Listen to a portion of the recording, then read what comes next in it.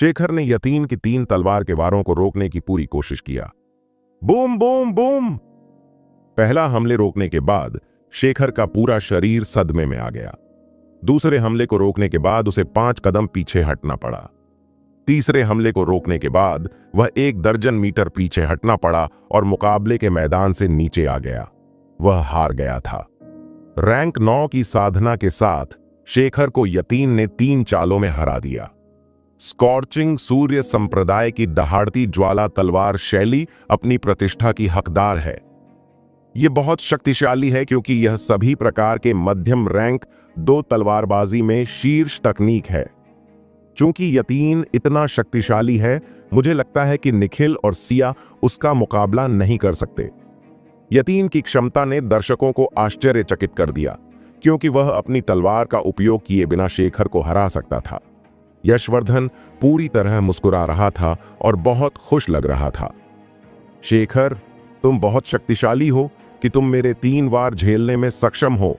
यतीन ने सिया और निखिल को गर्व से देखा, जो लड़ाई के मैदान के पास खड़े थे। उनकी आंखों में लड़ाई की इच्छा थी। यतीन जीत गया है। अब नंबर 5 का मुकाबला नंबर 6 से होगा। मध्यम आयु के एल्डर ने घोषणा की। अब दक्ष की बारी था। उसका प्रतिद्वंद्वी रोहन था, जो चौहान परिवार का शिष्य था। रैंक 7 की साधना वाला एक बेकार का टुकड़ा भी शीर्ष 3 में से एक बनना चाहता है। रोहन ने ठहाके लगाते हुए ठंडे स्वर में चिल्लाया, मैं तुम्हें रिंग से बाहर निकलने के लिए 30 सेकंड का समय देता हूं। उसके शब्द घमंडी, तेज और अत्यंत अहंकारी थे, मानो दक्ष का उसके लिए कोई मतलब ही न हो।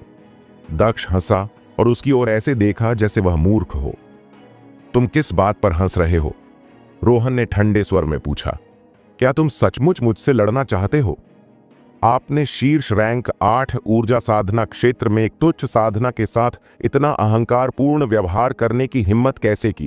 तुम्हारे परिवार के सभी लोग वास्तव में बहुत घमंडी हैं, दक्ष ने व्यंग्य किया। एक नीच साधना? रोहन दंग रह गया, लेकिन फिर उसने लाल आंखों से कहा, तुम्हारा आत्मविश्वास कितना अज्ञानी है। अब जब 30 सेकंड बीत चुके हैं तो तुम्हारे पास हार मानने का कोई मौका नहीं है। अपने शरीर से एक प्रचंड आभा फूटने के साथ रोहन थोड़ा झुका और धीरे से अपना दाहिना पैर उठाया, जिससे उसकी सारी आध्यात्मिक ऊर्जा उसमें प्रवाहित हो गई। फिर वह अचानक चीते की तरह उछला, ऊंची छलांग लगाया और फिर हिंसक तरीके से अपना पैर नीचे गिराया। पहाड़ हिलाने वाली पैर तकनीक, एक किक से पहाड़ हिलाना।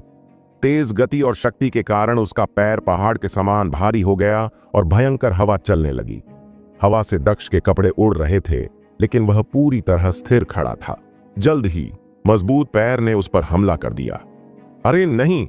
हालांकि रोहन का दिल बैठ गया जब उसे एहसास हुआ कि उसने केवल एक छाया पर हमला किया था। शक्तिशाली, लेकिन तुम बहुत धीमे हो, दक्ष ने उसके पीछे से कहा और उसी समय अपनी मुट्ठी घुमाया। बिना कुछ सोचे समझे रोहन ने जैसे ही जमीन को छुआ, अपना पैर वापस बाहर खींच लिया। टकराना! एक जोरदार धमाके के साथ मुट्ठी की शक्ति और लात का बल दोनों नष्ट हो गए। रोहन को 5 कदम पीछे हटना पड़ा और वह हैरान हो गया।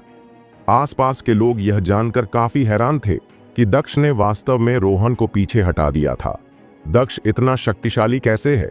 रोहन की साधना शिखर रैंक 8 ऊर्जा साधना क्षेत्र पर है। हर कोई हैरान था।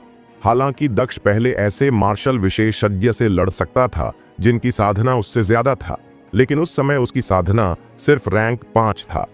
जैसे जैसे साधना का रैंक बढ़ता गया, हर रैंक के बीच का अंतर बड़ा होता गया। इसलिए उच्च रैंक के मार्शल विशेषज्ञ से लड़ना ज्यादा मुश्किल होता गया। क्या दक्ष में ऐसी कोई विशेष प्रतिभा है? वह अभी भी उच्च रैंक के मार्शल विशेषज्ञ से कैसे लड़ सकता है? हर कोई आश्चर्यचकित हुए बिना नहीं रह सका। इसके अलावा दक्ष की तलवारबाजी उत्कृष्ट थी, लेकिन वह अपनी तलवार का इस्तेमाल भी नहीं कर रहा था। यह संभव नहीं होना चाहिए, रोहन ने उदास भाव से दहाड़ते हुए कहा। तुम इतने शक्तिशाली कैसे हो सकते हो?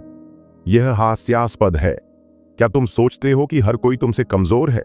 क्या तुम यह स्वीकार नहीं कर सकते कि कोई ऐसा भी है जो तुमसे ज्यादा शक्तिशाली है? दक्ष बिल्कुल अवाक रह गया।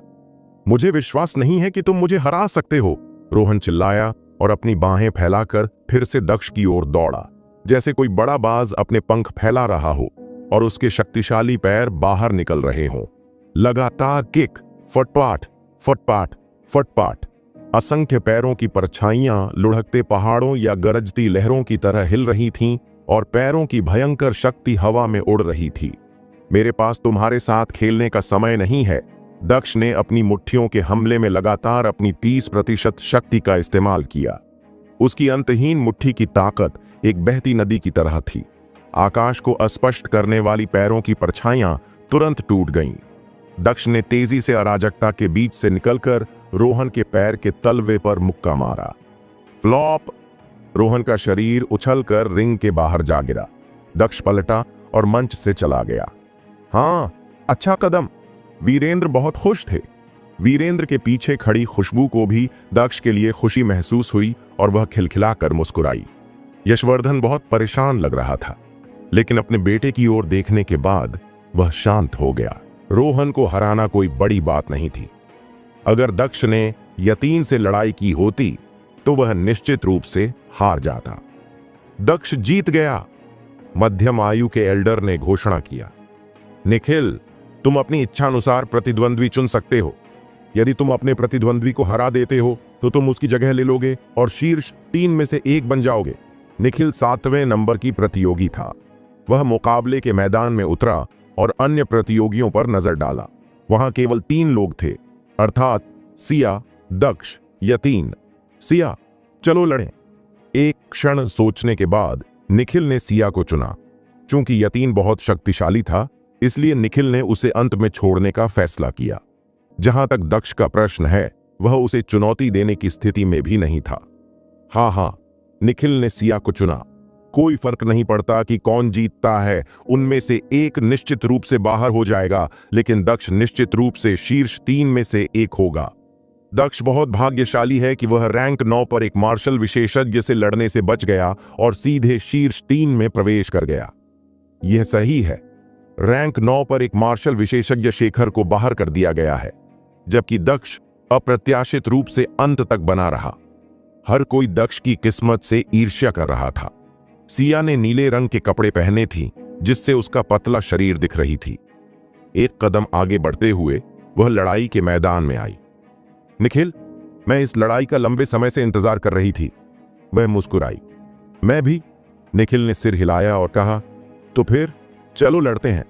निखिल के ऐसा कहने के बाद उसके पीछे एक पीली रोशनी चमकी और एक पत्थर की छाया निकला।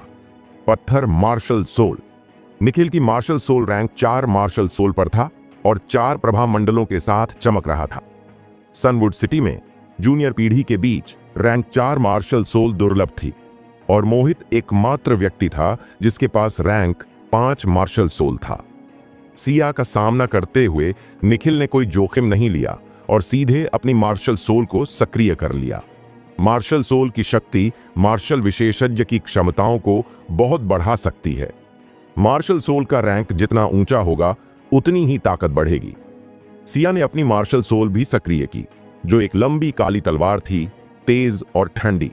यह भी रैंक 4 मार्शल सोल में थी। जल संघनन तलवारबाजी। लंबी तलवार म्यान से बाहर निकली। सिया ने पहले हमला किया।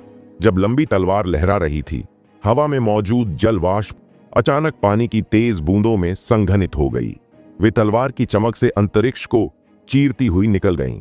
ये चाल मेरे खिलाफ बेकार है, निखिल ने सपाट लहजे में कहा, क्योंकि आध्यात्मिक ऊर्जा उससे निकल रही थी। उसी समय उसकी मार्शल सोल की छाया ने उसके पूरे शरीर को ढक लिया। खड़खड़ाहट, खड़खड़ाहट, खड़खड़ाहट। जैसे ही तलवार की चमक निखिल के शरीर से टकराई, वह तुरंत नष्ट हो गई। पत्थर मार्शल सोल की रक्षा बहुत मजबूत थी। निखिल की पत्थर मार्शल सोल ने उसे अत्यंत मजबूत रक्षा प्रदान की। उससे कमजोर कोई भी उसकी रक्षा पंक्ति को भेद नहीं सकता था। सिया ने हल्के से मुस्कुराई। उसकी हमला केवल उसकी क्षमताओं का परीक्षण करने के लिए थी और उसने स्पष्ट रूप से सिर्फ एक हमले में उसकी रक्षा को तोड़ने की उम्मीद नहीं की थी। वूश! सिया ने फिर से तेजी से हमला की। उसने अपनी लंबी तलवार घुमाई, जिससे तलवार की चमक की एक पतली और तेज किरण निकली। पलक झपकते ही वह निखिल के ठीक सामने थी। अच्छा हमला, गोल्ड स्टोन मुट्ठी! निखिल चिल्लाया। चकमा देने के बजाय वह आगे बढ़ा और अपनी गोल्ड स्टोन मुट्ठी से तलवार की चमक को नष्ट कर दिया। वह लगातार मुक्कों से उस पर हमला करता रहा। Boom boom boom. उसकी मुट्ठी का बल बार बार उसकी तलवार ऊर्जा से टकराया, जिससे एक विस्फोटक बवंडर पैदा हो गया। वे एक भयंकर लड़ाई में उलझे हुए थे। 10 चालें, 50 चालें, 100 चालें, दोनों के बीच 100 चालें चलने के बाद भी कोई स्पष्ट विजेता नहीं निकला। वाह, कितना शक्तिशाली! यह दो शक्तिशाली और अच्छी तरह से मेल खाने वाले मार्शल विशेषज्ञ के बीच एक वास्तविक प्रतियोगिता है। उनके बीच विजेता का फैसला करने में बहुत समय लगेगा। वे दोनों चैंपियन बनने के हकदार हैं। सभी दर्शक रोमांचक प्रतियोगिता को देखकर उत्साहित थे। निखिल हारने वाला है, दक्ष ने सोचा और अपना सिर हिलाया। दर्शकों के विपरीत उसका मानना था कि निखिल अगले 20 चालों में ही हार जाएगा। जैसे जैसे प्रतियोगिता आगे बढ़ी, सिया ने अधिक उत्साह और जोश के साथ लड़ाई लड़ी। दूसरी ओर निखिल ने उसके हमलों को रोकने के लिए अपनी सुरक्षा पर अधिकाधिक भरोसा किया। हालांकि उसकी रक्षा मजबूत थी, फिर भी उसकी तलवार उसे नष्ट करने के लिए पर्याप्त शक्तिशाली थी। आश्चर्य की बात नहीं कि 10 चालों के बाद निखिल की ताकत कम होने लगी। जल्द ही उसके शरीर पर कई घाव हो गए। निखिल, तुम हार गए हो, सिया चिल्लाई। एक तेज और आश्चर्यजनक तलवार की किरण हवा को भेदती हुई उसने अपनी तलवार निखिल के कंधे में घोंप दी। उफ! निखिल के होठों से एक दबी हुई कराह निकला और उसे लगातार पीछे धकेला गया। उसकी लंबी तलवार ने उसके कंधे पर एक बड़ा छेद कर दिया था, जिससे खून बह रहा था। भीड़ चुप थी। अंत में निखिल फिर भी सिया से हार गया। सिया, मैं एक दिन तुम्हें जरूर हरा दूंगा। निखिल थोड़ा निराश हुआ, लेकिन जल्द ही शांत हो गया। जरूर। निखिल के लड़ाई के रिंग से चले जाने के बाद सिया ने अपने अन्य प्रतिद्वंद्वियों की ओर देखी। उसने दक्ष को ठंडी निगाहों से देखी और फिर यतीन को वासना से भरी आंखों से घूरते हुए कहा, यतीन, चलो समय बर्बाद नहीं करते, यहां आओ और मुझसे लड़ो। चलो साबित करते हैं कि सनवुड सिटी में सबसे शक्तिशाली कौन है। निखिल को हराने के बाद वह यतीन को चुनौती देने में पूरी तरह आश्वस्त महसूस करने लगी। यदि वह उसे हरा देती तो वह चैंपियन बन जाती। जहां तक दक्ष का सवाल है, उसने उस पर कोई ध्यान नहीं दिया। हालांकि वह इस तथ्य को नजरअंदाज नहीं कर सकती थी कि उसने उसके छोटे भाई को घायल कर दिया था। यतीन के साथ लड़ाई के बाद वह उसे इसकी सजा देने का इरादा रखती थी। हाँ, सिया, मैं तुम्हारा फायदा नहीं उठाना चाहता। तुम्हारे आराम करने और अपनी आध्यात्मिक ऊर्जा वापस पाने के बाद हम लड़ेंगे। यतीन हंसा। उसने अपनी आंखों में हत्या के इरादे से दक्ष को देखा। दक्ष, अब हमारी बारी है, दक्ष ने व्यंग्य किया और रिंग में प्रवेश करने ही वाला था कि सिया ने आपत्ति जताई।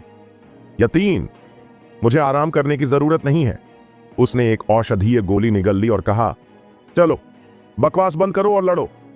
यतीन का चेहरा काला पड़ गया। बहुत अच्छा सिया, चूंकि तुम इंतजार नहीं कर सकती, इसलिए मैं तुम्हारी इच्छा पूरी करूंगा। फिर वह लड़ाई के रिंग में उतरा। इस बार उसने अपनी पीठ पर एक प्राचीन लंबी काली तलवार रखा। झनकार। यतीन ने अपनी लंबी तलवार निकाला और उसकी आभा तेजी से बढ़ी। सिया, देखती हैं कि क्या अधिक शक्तिशाली है।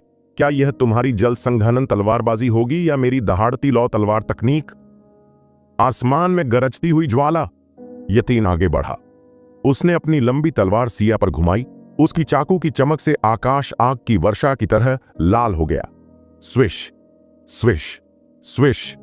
सिया ने अपनी लंबी तलवार को तलवार निकला और यतीन की तलवार की चमक को लाखों टुकड़ों में नष्ट कर दिया। गरजती ज्वाला।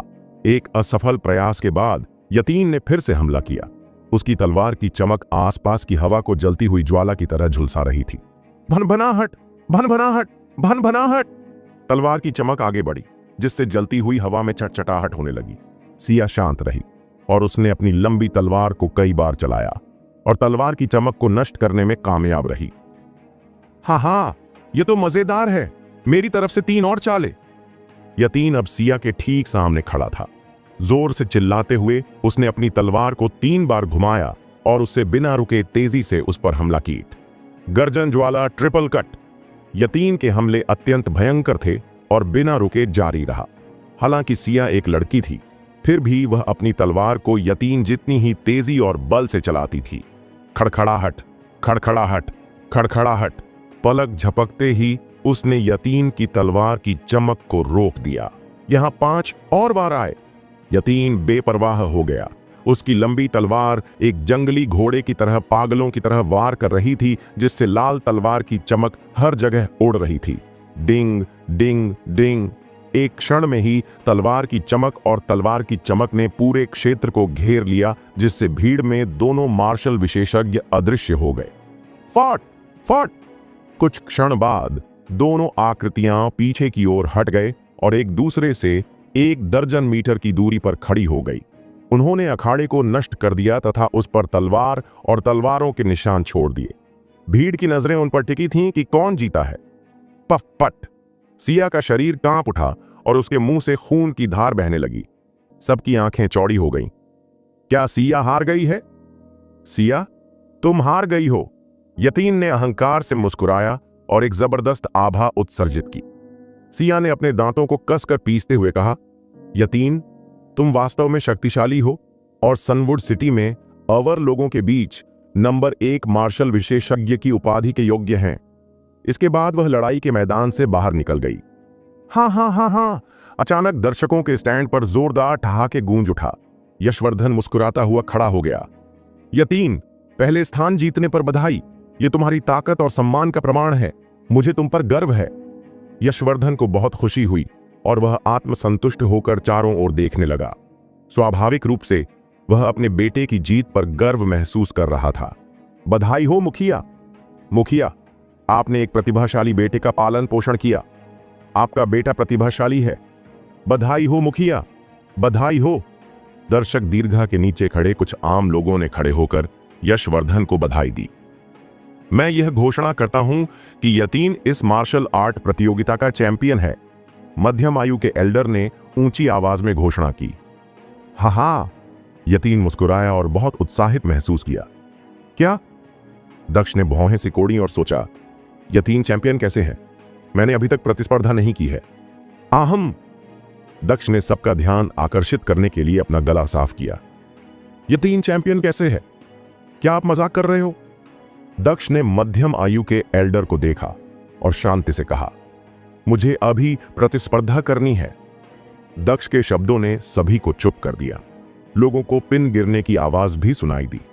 सभी लोग उत्सुकता से दक्ष को देख रहे थे। क्या वह वास्तव में यतीन से लड़ना चाहता है?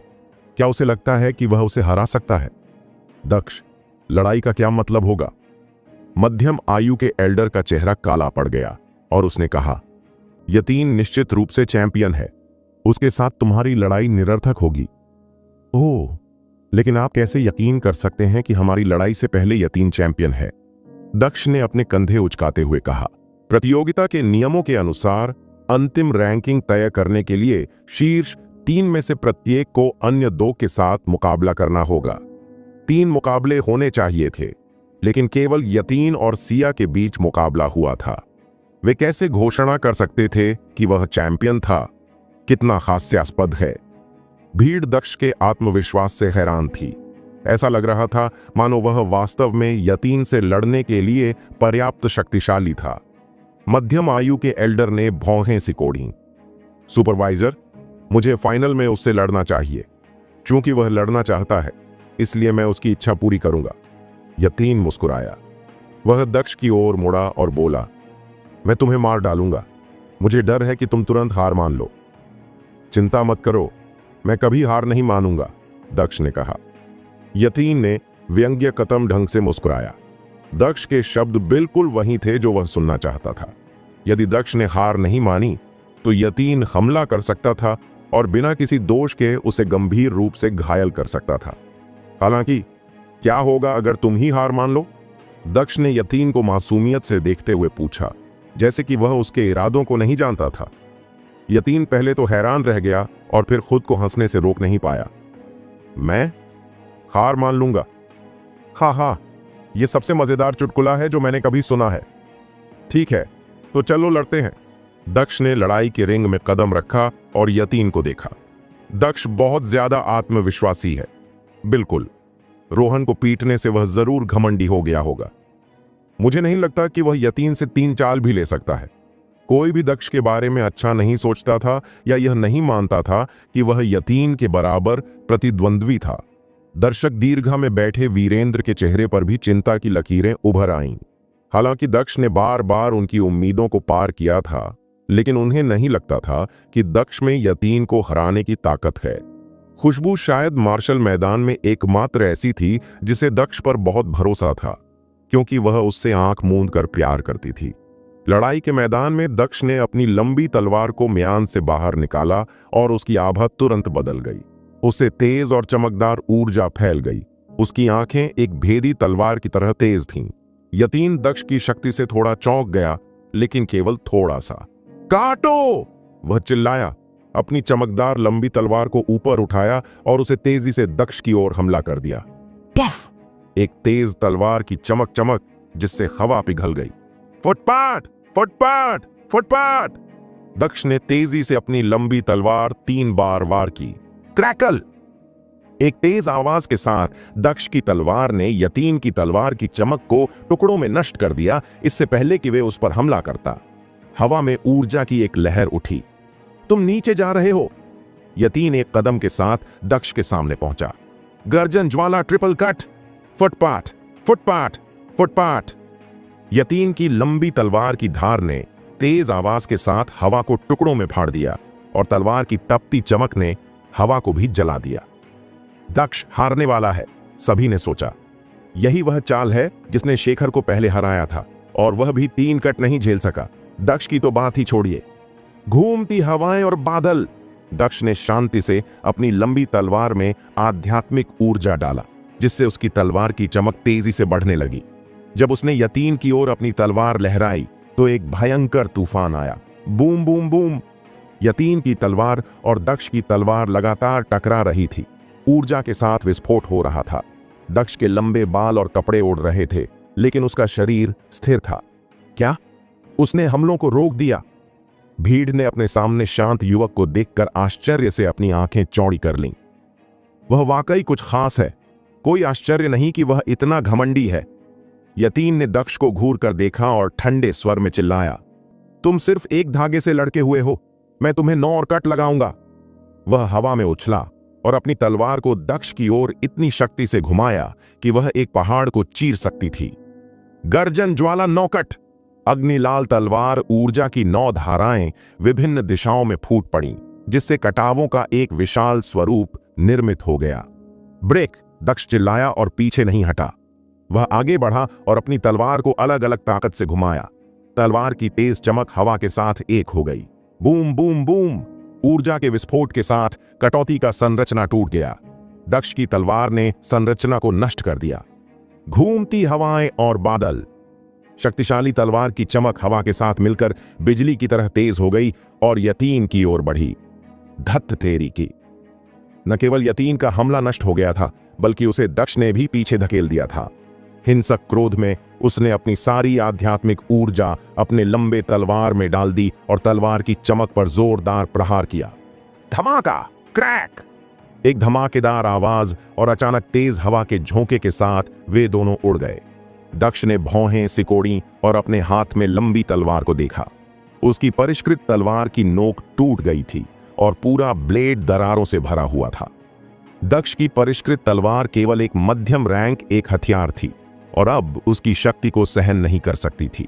इसके अलावा यतीन का हथियार स्पष्ट रूप से कम रैंक का नहीं था। दक्ष की तलवार की नोक उसकी लंबी तलवार से टूट गई थी।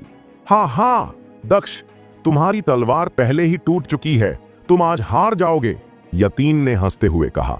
ठंडी हंसी के साथ दक्ष विचार कर रहा था कि क्या उसे आध्यात्मिक हथियार निकाल लेनी चाहिए, जब वीरेंद्र अचानक चिल्लाया, दक्ष, यह तलवार ले लो। दर्शक दीर्घा में वीरेंद्र ने अपने पास बैठे एक एल्डर से तलवार छीनकर दक्ष की ओर उछल दिया। क्या शानदार तलवार है! इसे देखते ही दक्ष की आंखें चमक उठीं। रैंक 2 हथियार उसकी आध्यात्मिक हथियार जितना अच्छा नहीं था, लेकिन यह उसकी परिष्कृत तलवार से कहीं बेहतर था। यतीन, तुम इतने शक्तिशाली भी नहीं हो, तुम आज निश्चित रूप से हारने वाले हो।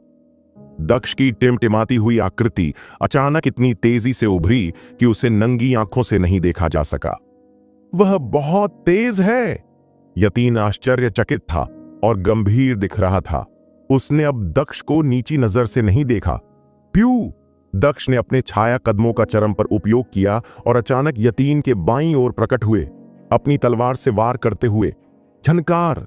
यतीन कांप उठा और उसने अपनी तलवार से वार को रोक दिया। अगले ही पल दक्ष फिर से गायब हो गया और फिर वह यतीन के पीछे दिखाई दिया। स्लैश! ठंडे और शक्तिशाली ब्लेड ने यतीन की रीढ़ में सिहरन पैदा कर दी। वह थोड़ा सा एक तरफ झुका और अपनी तलवार को इस हमले के खिलाफ घुमाया। स्विश! स्विश! स्विश! दक्ष यतीन के चारों ओर घूमता रहा, एक के बाद एक वार करता रहा। हर वार पहले वाले वार से ज्यादा शक्तिशाली और मजबूत था। नजदीकी मुकाबले में दक्ष अपनी शारीरिक शक्ति का पूरा लाभ उठाने में सक्षम था। Boom boom boom! एक कदम, दो कदम, तीन कदम।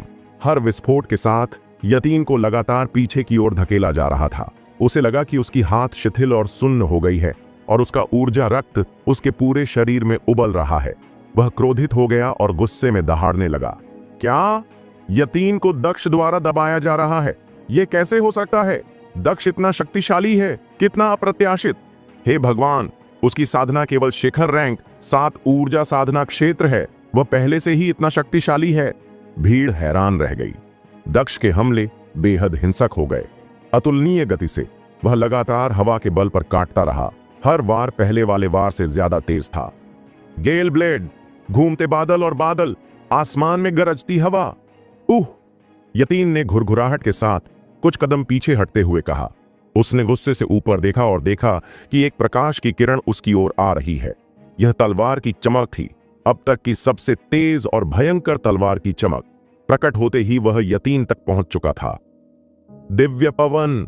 यतीन का खून तुरंत ठंडा हो गया। इससे पहले कि वह अपनी तलवार से वार कर पाता, चमक ने उसके पेट को चीर दिया। पफ! यतीन उड़ गया और चारों ओर खून फैल गया। आह! एक दुखद और तेज चीख के साथ वह भारी ढंग से नीचे गिर पड़ा। मेरी साधना क्षेत्र! मेरी साधना! यतीन ने जमीन पर लेटे हुए हताश होकर चिल्लाया। उसका पेट पूरी तरह से कट गया था। एक तरफ खड़े होकर दक्ष ने अपनी तलवार रख दी और ठंडे दिमाग से अपने प्रतिद्वंद्वी को देखने लगा। यदि उसने अंतिम चाल दिव्य पवन संहार के लिए अपनी 80% शक्ति वापस नहीं ली होती तो यतीन की मृत्यु हो जाती। मार्शल अभ्यास क्षेत्र में मौत जैसा सन्नाटा छा गया। हर कोई दक्ष को घूर रहा था। उन्हें कोई अंदाजा नहीं था कि वह शीर्ष रैंक 7 ऊर्जा साधना क्षेत्र में अपनी साधना से यतीन को इतनी निर्णायक रूप से हरा सकता है। दक्ष के शब्द लोगों के मन में गूंज उठे। मुझे अभी प्रतिस्पर्धा करनी है। हमारी लड़ाई से पहले आप कैसे जान सकते हैं कि यतीन चैंपियन है? ऐसा लग रहा था कि दक्ष अहंकारी नहीं था, बल्कि वास्तव में उसमें क्षमता थी। यतीन! अचानक दर्शक दीर्घा से एक दहाड़ की आवाज आई, जिसने सभी को चौंका दिया। यशवर्धन तुरंत यतीन के सामने आया। जब उसने देखा कि उसके बेटे का साधना क्षेत्र नष्ट हो गया है और उसकी साधना समाप्त हो गई है, तो वह हिंसक रूप से कांपने लगा। कमीने! तुम मरने को कह रहे हो? लाल आंखों के साथ यशवर्धन ने अपनी हथेली से दक्ष पर हमला कर दिया। 1 सेकंड के भीतर ही दक्ष के सामने एक विशाल और भयावह हथेली का हमला आ गया। यशवर्धन का चेहरा गुस्से से तमतमा उठा। उसके 2 बेटे थे। छोटा बेटा प्रीत 3 महीने पहले ही अपंग हो गया था जब दक्ष ने उसका साधना क्षेत्र नष्ट कर दिया था। अब यतीन, उनका प्रतिभाशाली बड़ा बेटा, जिससे उन्हें बड़ी उम्मीदें थीं, उसने भी दक्ष के कारण अपनी साधना खो दी। वह अपना दिमाग कैसे नहीं खो सकता था? यशवर्धन की आंखें लाल हो गईं और उसने एक ही झटके में दक्ष को मार डालने का इरादा किया। उसकी विशाल हथेली का निशान तीव्र हत्या की इच्छा के साथ दक्ष की ओर बढ़ा। दक्ष को ऐसा महसूस हुआ कि वह हथेली के हमले की तीव्र गति से फंस गया है, इसलिए वह उससे बच नहीं सका। यशवर्धन की साधना आत्मिक मार्शल क्षेत्र का शिखर रैंक 4 थी, इसलिए वह दक्ष से 10 गुना अधिक शक्तिशाली था। इससे पहले कि हथेली का हमला दक्ष पर पड़ता, वीरेंद्र लड़ाई के मैदान में उड़कर उसके सामने खड़ा हो गए। यशवर्धन, तुम मरने को कह रहे हो? वीरेंद्र गुस्से से चिल्लाया। उसने अपनी तेज मुक्का से जवाबी हमला किया, जिससे हथेली का हमला टुकड़ों में नष्ट हो गया। बिना अपना प्रभाव खोए उसके मुक्के ने यशवर्धन को सीधे लड़ाई के मैदान से बाहर कर दिया। पफ! फट! यशवर्धन ने मुंह में खून थूका और जमीन पर गिर पड़ा। उसने चौंक कर वीरेंद्र को देखा और पूछा, वीरेंद्र, क्या तुम रैंक 5 आत्मिक मार्शल क्षेत्र में पहुंच गए हो? अपनी हत्या की इच्छा से भरी आंखों के साथ वीरेंद्र ने ठंडे स्वर में कहा, हाँ, अगर तुम मरना चाह रहे हो तो मुझे तुम्हें यहीं अभी मार डालने में कोई आपत्ति नहीं है। तुम। यशवर्धन का चेहरा लाल हो गया और वह दक्ष को मार डालना चाहता था, लेकिन वह अपनी शिकायतों को निगल नहीं सका। आखिरकार उसने कभी उम्मीद नहीं की थी कि वीरेंद्र आत्मिक मार्शल क्षेत्र के 5वें रैंक तक पहुंच जाएगा। अब वह वीरेंद्र का मुकाबला करने में असमर्थ था। एक गहरी सांस लेते हुए यशवर्धन ने शांत होने की पूरी कोशिश की और अपने अधीनस्थों को यतीन को लड़ाई के मैदान से बाहर ले जाने का आदेश दिया।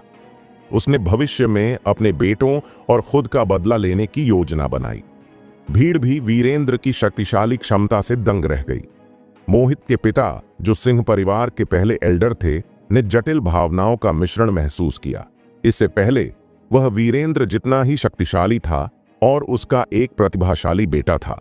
उसके विचार में वह धीरे धीरे परिवार में वीरेंद्र के अधिकार को कम कर सकता था और अंततः उसकी स्थिति को बदल सकता था। क्रूर वास्तविकता यह थी कि मोहित दक्ष को हरा नहीं सकता था और वीरेंद्र उससे कहीं अधिक शक्तिशाली हो गया था।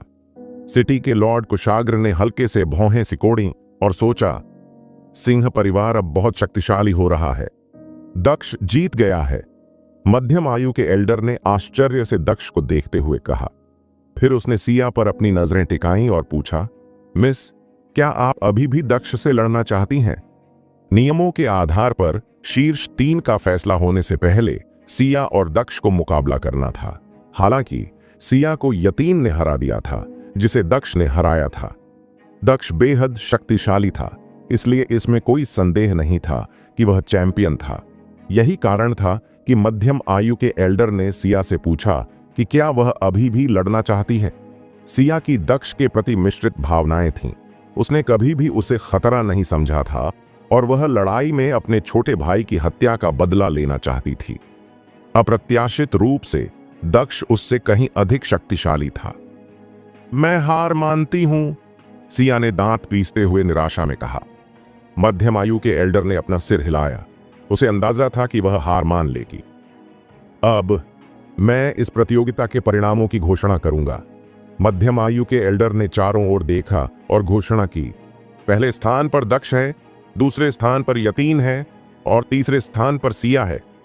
जैसे ही उन्होंने अपनी बात खत्म की, भीड़ ने जयकारे लगाने शुरू कर दिए। कई युवा लड़कियां तो अपना प्यार जताने के लिए फाइटिंग रिंग की तरफ चिल्लाने लगीं, भाई दक्ष, बधाई हो।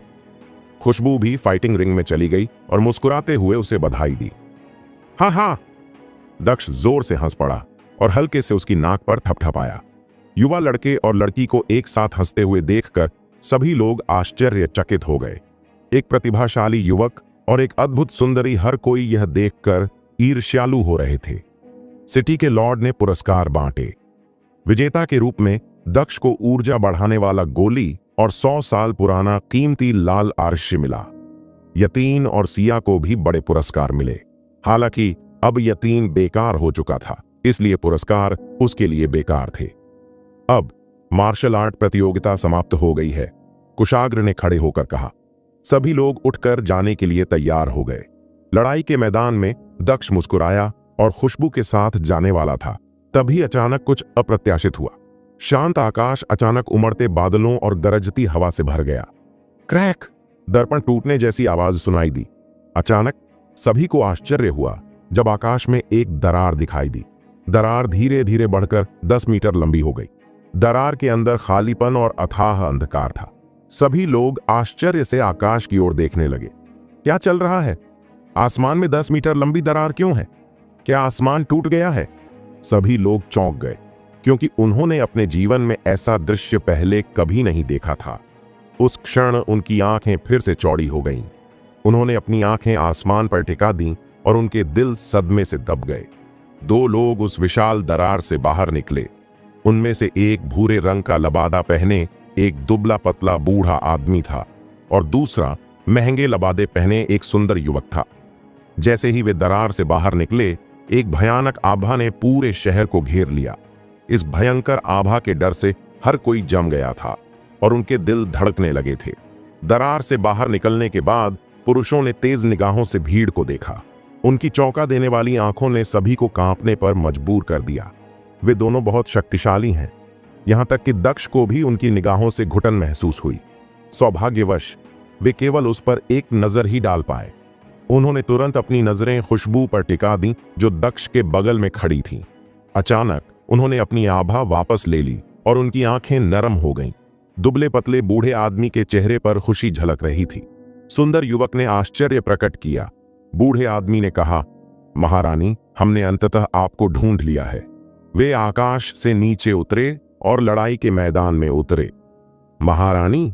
दक्ष की आंखें जम गईं और उसका दिल धड़कना बंद हो गया। खुशबू ने हल्के से अपनी भौहें चढ़ाईं और असमंजस में बूढ़े आदमी की ओर देखा।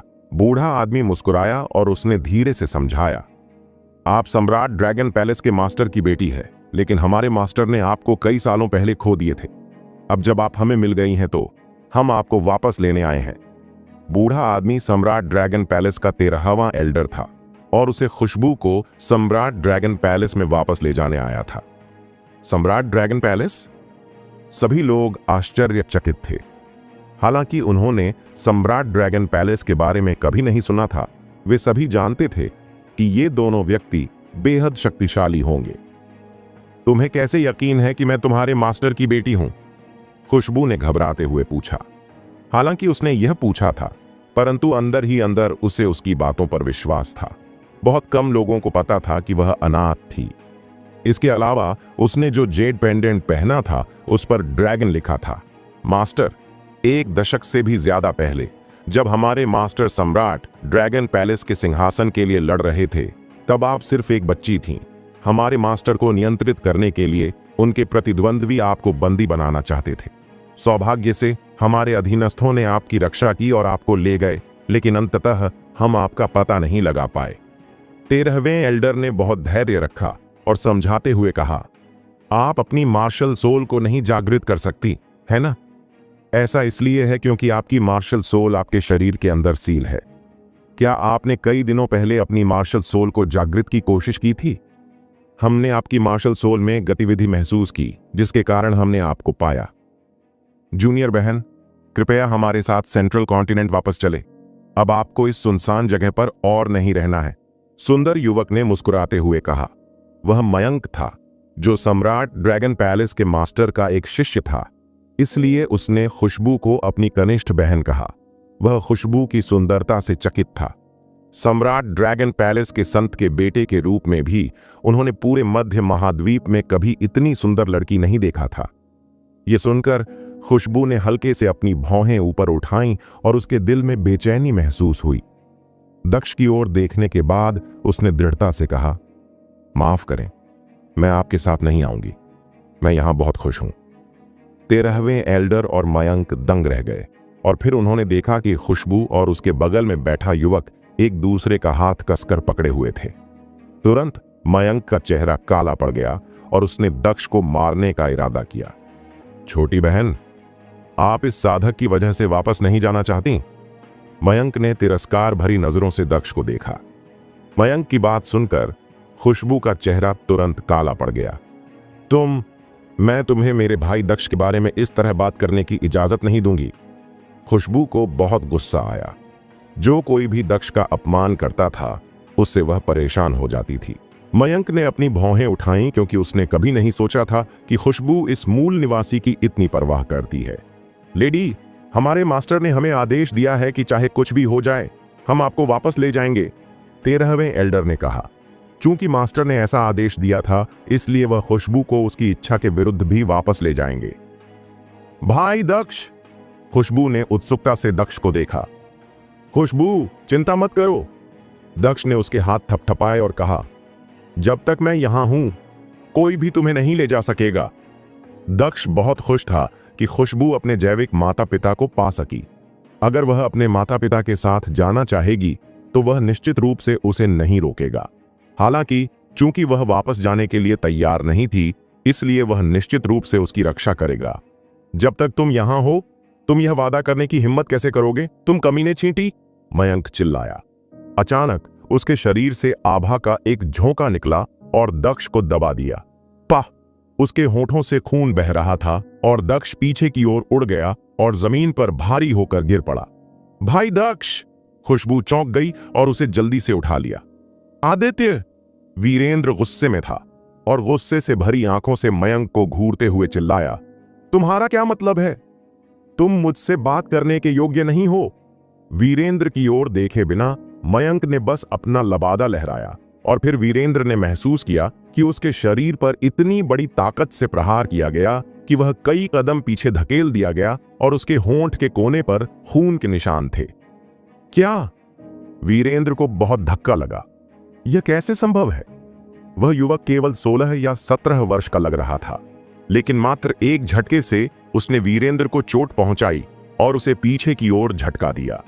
अभिमानी, धमकाने वाले और दबंग मयंक की नजर में बहुत ऊंची स्थिति थी, जिसके कारण वीरेंद्र और अन्य लोग उससे बात करने की योग्यता से वंचित थे।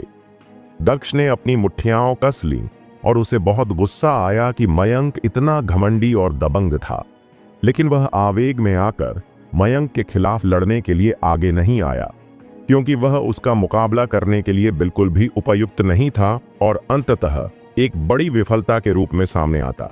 इसके अलावा एक अधिक शक्तिशाली एल्डर उसके बगल में खड़ा था। ठीक है संत के बेटे, समय बर्बाद मत करो, मास्टर हमारा इंतजार कर रहे हैं, 13वें एल्डर ने मयंक से कहा। फिर उसने तुरंत खुशबू की ओर देखा और कहा, यंग लेडी, पूरे सम्मान के साथ हमें सम्राट ड्रैगन पैलेस में वापस जाना है। तभी 13वें एल्डर ने अपना हाथ हिलाया, जिससे तेज हवा चली और खुशबू वापस उनकी ओर आ गई। खुशबू!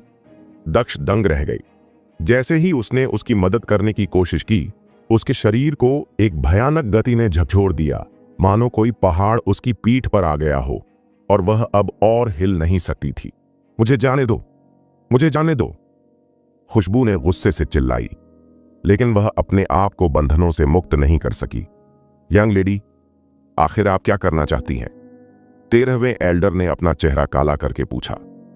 अगर वह मास्टर की बेटी नहीं होती तो वह उसकी इच्छा के बिना ही उसे ले जाता। मुझे अकेला छोड़ दो और मैं भाई दक्ष के साथ रहना चाहती हूं, खुशबू चिल्लाई। 13वें एल्डर ने भौहें सिकोड़ी, दक्ष की ओर देखा और सिर हिलाते हुए कहा, तुम दोनों कभी एक साथ नहीं होगे। क्यों नहीं? खुशबू ने पूछा। क्योंकि तुम दोनों बिल्कुल अलग दुनिया से हो, 13वें एल्डर ने उदासीनता से कहा। वह एक आम आदमी है, बिल्कुल एक कार्प की तरह जो हमेशा एक छोटी सी झील में रहता है। उसे कभी भी बाहरी दुनिया को देखने का अवसर नहीं मिलेगा। लेकिन सम्राट ड्रैगन पैलेस में लौटने के बाद आप एक पक्षी बन जाएंगी, जो अपनी इच्छानुसार आकाश में उड़ेगी और आपका रास्ता चौड़ा हो जाएगा। क्या आप समझी? दुनिया में सबसे अधिक दूरी एक पक्षी और मछली के बीच की दूरी थी। खुशबू अचंभित थी, लेकिन फिर उसने दृढ़ता से अपना सिर हिलाया और कहा, मुझे समझने की जरूरत नहीं है और मैं बस भाई दक्ष के साथ रहना चाहती हूं। दक्ष खुशबू के मुंह से उसके प्रति ऐसी गहरी भावनाओं के शब्द सुनकर भावुक हो गया। 13वें एल्डर ने अपना चेहरा काला करके कहा, यंग लेडी, मैं आपको उसे भूल जाने के लिए मनाता हूं। अगर मास्टर को यह बात पता चल गई तो वह न केवल उसे बल्कि उसके परिवार को भी नष्ट कर देंगे। खुशबू पूरी तरह से स्तब्ध रह गई। दक्ष के चेहरे पर अनिश्चितता का भाव था। थोड़ी देर बाद उसने अचानक खुशबू से कहा, खुशबू, उनके साथ जाओ। भाई दक्ष! खुशबू चौंक गई और उसे भ्रम से देखने लगी। खुशबू, वह सही कह रहे हैं। तुम अपनी मार्शल आर्ट का बेहतर अभ्यास तभी कर पाओगी जब तुम उनके साथ वापस जाओगी। मैं बाद में तुम्हें ढूंढने के लिए सेंट्रल कॉन्टिनेंट आऊंगा, दक्ष ने गंभीरता से कहा। दक्ष ने सोचा था कि खुशबू का उनके साथ वापस जाना बुरा नहीं होगा। इसके बजाय वह मार्शल आर्ट की राह पर बेहतर शुरुआत करेगी। इससे भी महत्वपूर्ण बात यह थी कि वह जानता था कि वे दोनों किसी भी तरह खुशबू को ले जाएंगे और वह उन्हें रोक नहीं सकता था। ऐसा इसलिए था क्योंकि वह उनकी बराबरी नहीं कर सकता था।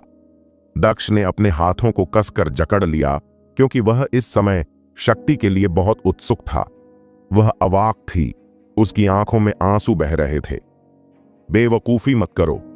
तुम अपनी बाकी की जिंदगी में कभी सेंट्रल कॉन्टिनेंट नहीं जा पाओगे और तुम मेरी बहन को फिर कभी नहीं देख पाओगे। मयंक तिरस्कार पूर्वक मुस्कुराया और उसके शब्द घोर उपहास से भरे थे। जब उसने युवक को देखा तो दक्ष की आंखों में एक जमी हुई ठंड भर गई और उसके दिल से एक हत्या का विचार उभरा। यह तुम्हारा काम नहीं है कि मैं सेंट्रल कॉन्टिनेंट जा सकता हूं या नहीं, या मैं खुशबू को देख सकता हूं या नहीं, दक्ष ने ठंडे स्वर में कहा। तुम मरने के लिए कह रहे हो? तुम्हारी हिम्मत कैसे हुई मुझसे इस तरह बात करने की? क्या तुम्हें मेरी हैसियत पता है? मयंक ने ठंडे स्वर में चिल्लाते हुए कहा। उसकी आंखों में मारने की तीव्र इच्छा थी। तुम्हारी स्थिति क्या है? क्या तुम सम्राट ड्रैगन पैलेस से हो? दक्ष ने पूछा। हाँ, क्या तुम जानते हो कि सम्राट ड्रैगन पैलेस का मतलब क्या है? तिरस्कार पूर्वक हंसने के बाद उसने अहंकार से भरा हुआ कहा, मैं तुम्हें बताता हूं कि सम्राट ड्रैगन पैलेस क्या है। सम्राट ड्रैगन महल की शक्ति तुम्हारी कल्पना से परे है। तुम अपने पूरे जीवन में कभी भी इसके करीब नहीं पहुंच पाओगे। यह एक सेकंड में लाखों लोगों के जीवन या मृत्यु का फैसला भी कर सकता है। अब तुम्हें अपने और मेरे बीच की दूरी का पता चल गया है। तुम नीच चींटी। मयंक ने अपना सिर उठाया और निर्भीक तिरस्कार भरी आंखों से दक्ष को देखा। दक्ष ने अपनी भौहें सिकोड़ लीं, उसकी अवमानना पर क्रोधित हुआ और ठंडे स्वर में बोला, तुम मुझे एक तुच्छ चींटी कहते रहते हो। अब तुम जितने शक्तिशाली हो, तुमने कौन सा क्षेत्र हासिल किया है? हा, मयंक ने विनम्रतापूर्वक हंसते हुए उत्तर दिया, मेरी साधना वह है जिसके लिए तुम अपने पूरे जीवन में उत्सुक रहे होंगे, जिसके लिए मैं जीवन भर उत्सुक रहा हूं। दक्ष ने घृणा से अपना सिर हिलाया और आश्चर्य से कहा, चूंकि तुम इतने आश्वस्त हो तो देखते हैं कि तुम मुझे कब तक अपने ऊपर भरोसा दिला सकते हो। मुझे तुमसे आगे निकलने में 5 साल नहीं बल्कि सिर्फ 5 साल लगेंगे। मैं तुम्हें 5 साल में चुनौती दूंगा। उसके शब्दों को सुनकर भीड़ तुरंत चुप हो गई और सभी लोग आश्चर्य से उसकी ओर देखने लगे। यहां तक कि वीरेंद्र को भी अपने बेटे को देखकर आश्चर्य हुआ। क्या तुम्हें मुझे 5 साल बाद चुनौती देनी चाहिए? मयंक दंग रह गया। फिर उसने घृणा से हंसते हुए अपना सिर हिलाया, अवाक रह गया। फिर उसने कहा, तुम्हें अभी भी समझ नहीं आया। तुम कुएं के मेंढक की तरह हो, जो बहुत दुखद है। फिर मयंक ने कहा, मैं तुम्हारी चुनौती स्वीकार करता हूं और किसी भी समय तुम्हारा इंतजार करूंगा। वैसे मेरा नाम मयंक है। मयंक ने यह शब्द मजाक में कहा था।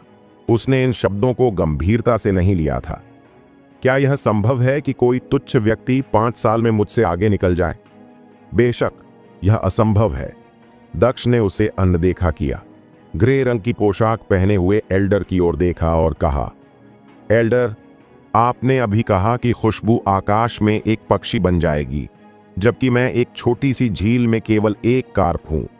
मैं मानता हूं कि यह एक अच्छा और उपयुक्त रूपक है। भीड़ उसके शब्दों पर आश्चर्यचकित हुई और सोचा कि दक्ष ने उसकी सोच को सही कर दिया है। 13वें एल्डर ने उसके शब्दों पर अपनी भौहें उठाईं, फिर हैरान होकर सोचा, क्या वह अचानक समझदार हो गया है? लेकिन ठीक उसी समय दक्ष ने अचानक विषय बदल दिया। लेकिन मैं आपको याद दिलाना चाहता हूं कि एक कार्प भी ड्रैगन गेट को पार कर सकता है और ड्रैगन में बदल सकता है। आप कैसे सुनिश्चित कर सकते हैं कि मैं आपकी तरह एक शक्तिशाली व्यक्ति नहीं बनूंगा? दक्ष ने एक एक करके अपने शब्द ऐसे बोले जैसे किसी युवक की ऊंची महत्वाकांक्षा सच हो गई हो और फिर आसमान में उड़ गई हो। कार्प ड्रैगन के द्वार से छलांग लगाता है, एक कार्प ड्रैगन में बदल जाता है। 13वें एल्डर को दक्ष के रोमांचक शब्दों पर आश्चर्य हुआ। फिर उसने अपना सिर हिलाया। दक्ष को फिर से देखने के बाद उसने सख्त चेहरे से कहा, बेटा, तुम बहुत भोले हो। कार्प ड्रैगन के गेट से छलांग लगाता है, एक कार्प ड्रैगन में बदल जाता है। ये कमजोरों की कल्पनाएं हैं। 13वें एल्डर को मन ही मन खुशी हुई और उन्होंने सोचा, इस युवक की महत्वाकांक्षा बहुत बड़ी है लेकिन अवास्तविक है। दक्ष ने दृढ़ निश्चय के साथ कहा, मैं इसे 5 साल में पूरा कर लूंगा। 13वें एल्डर ने मुस्कुराते हुए उसकी बातों को मजाक के रूप में लिया और मयंक से कहा, संत के बेटे, चलो चलें। हाँ, मयंक ने सिर हिलाया, दक्ष को देखा और ठंडे स्वर में कहा, एक कार्प हमेशा कार्प ही रहेगा और कभी ड्रैगन नहीं बनेगा। फिर खुशबू के साथ वे सीधे आकाश में उड़ गए। भाई दक्ष, मैं आपको पसंद करती हूं, खुशबू ने अचानक अपनी खूबसूरत आंखों में आंसू भरकर चिल्लाई। दक्ष का दिल अचानक धड़क उठा, क्योंकि यह पहली बार था जब खुशबू ने दक्ष को उसके प्रति अपनी भावनाएं बताई थीं। खुशबू, मेरा इंतजार करना। दक्ष ने जब उसकी आकृति को धीरे धीरे आकाश में गायब होते देखा तो वह चिल्ला पड़ा।